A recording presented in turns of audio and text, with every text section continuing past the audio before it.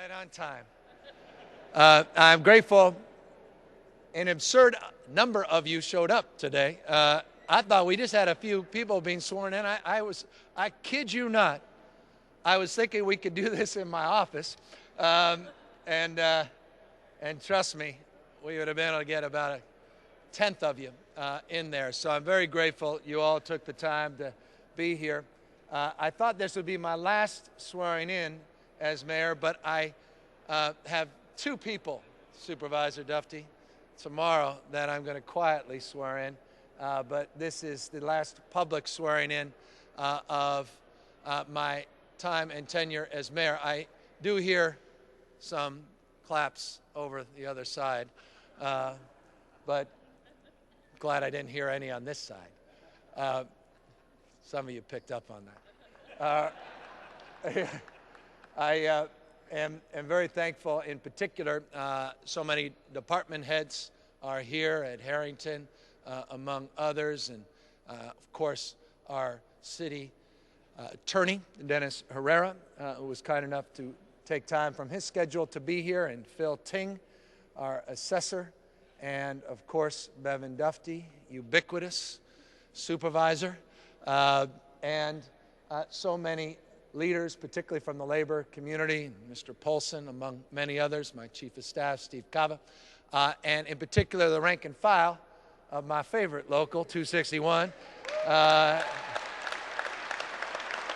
Truly my favorite, that are here for you, Vincent.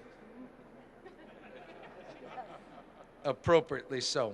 I am pleased to be swearing in 6 individuals, and I am honored that 2 were just recently and overwhelmingly supported by the Board of Supervisors, as a number of their other applicants were rudely rejected for purely political purposes.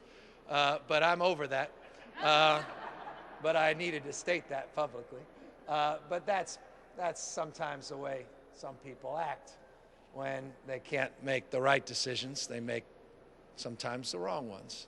But they made, in this case, the right ones with the 2 of you, and overwhelmingly supported Vince Courtney to the Public Utilities Commission. And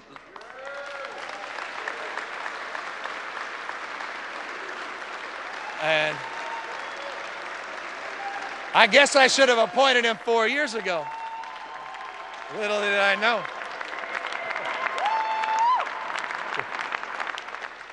See, I should have mentioned him last, because that's not fair to the other commissioners. I know poor Jason, he doesn't even have a friend here. Well, he does. All right, Jason Elliott, Department of the Environment. Will be his friend. That's good. And Leona Bridges. You know, Leona, we're proud of as well. A lot of folks.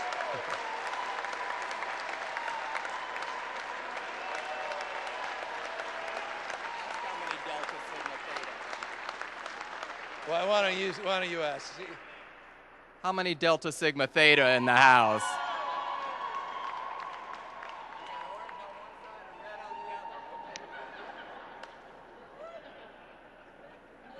Our collegiate expert, Supervisor Dufty. We talk about behavioral health and mental health, and I say that in the context of anyone that wishes to serve on the MTA board. But Leona clearly passed the test, and I'm grateful she did. And it's a pretty remarkable thing with all the internecine warfare as it relates to public transit in our city and the challenges of dealing with, $220 million of state cuts in the last couple of years. You know, people forget that. We'd be running surpluses at Muni, truly surpluses, had the state not gone in and drawn down close to $250 million. That became the biggest challenge and your biggest frustration in the last few years. And so we're navigating through that. The state and the voters, you, locked in that money in the future, which is significant.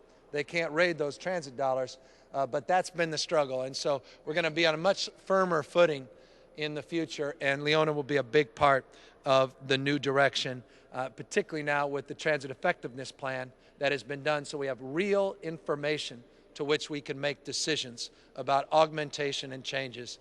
And that's the first time in over 3 decades. Ed Harrington was a big part of that when he was controller, and so many others in my office worked diligently to get that done with the folks at the MTA. And I think I really do feel more optimistic than ever about Muni. It's a hard thing to say, right? But I do about its fate and future. So, Leona, you will be a big part of that. Beverly Hayon. Beverly is really, a big round of applause.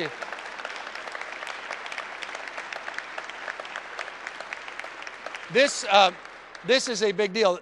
The mayor gets one appointment to the Ethics Commission, and the Ethics Commission is a big deal, particularly when a lot of elections are going to take place, and mayor's race, all these things, all that public financing, and got to make sure everything's being done above the fray. And we had a great meeting yesterday and talked about integrity and honesty, calling balls and strikes. Even if your friends are on the other side, you got to stand up and do the right thing. And Beverly was ahead of me on all these things. And I gave this a lot of thought and did not make a precipitous decision in terms of this appointment. And I'm very grateful that Beverly said yes. And I'm also grateful if you would all give her a big round of applause because it's her birthday. Happy birthday, Beverly.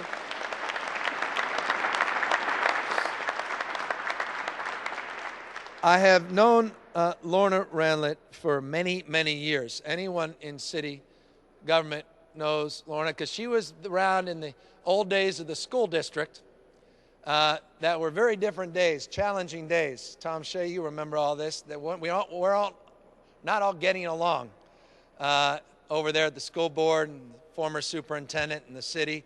It was challenging, and Lorna always stood out as someone who's trying to bridge those gaps and trying to navigate through Arlene Ackerman and the transfer and all that intrigue and all those challenges. And she's been doing some amazing work with an organization that only does good work and focuses on best practices, a big firm, McKinsey, that is a great think tank.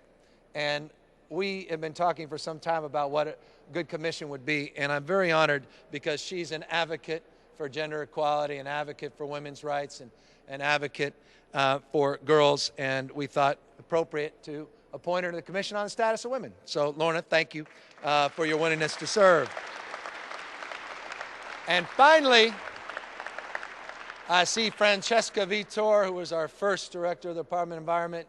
I had an opening at the Department of Environment, and there's this young guy that has driven a lot of us crazy because he's eager, enthusiastic, engaged, and he plays above his weight, figuratively, not literally, though sometimes literally.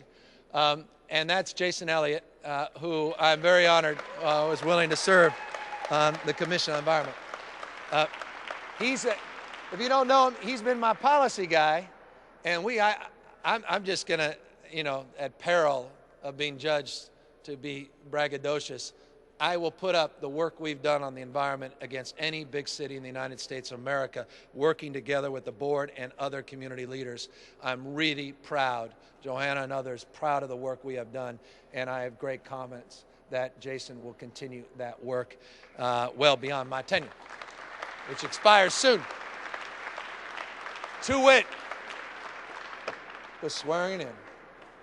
I will ask each of you, if you could, to stand up if you wish, sit down if you must, but to raise your right hand, which I insist upon.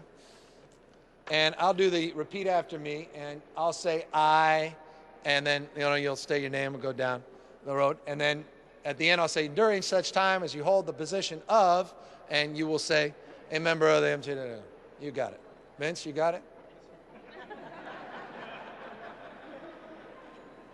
Keep an eye on him. I. Leona Bridges. Courtney. Jason Elliott. Beverly Hayon. Do solemnly swear. Do solemnly swear. That I will support and defend. That I will support and defend. the Constitution of the United States and the Constitution of the State of California against all enemies, foreign and domestic, and that I will bear true faith and allegiance to the same, that I take this obligation freely without any mental reservation or purpose of evasion, and that I will well and faithfully discharge the duties upon which I'm about to enter. And during such time as I hold the position as a member Public Utilities Commission. Commission on the Environment. Ethics Commission. for the city and county of San Francisco. For the city and county of San Francisco. Congratulations.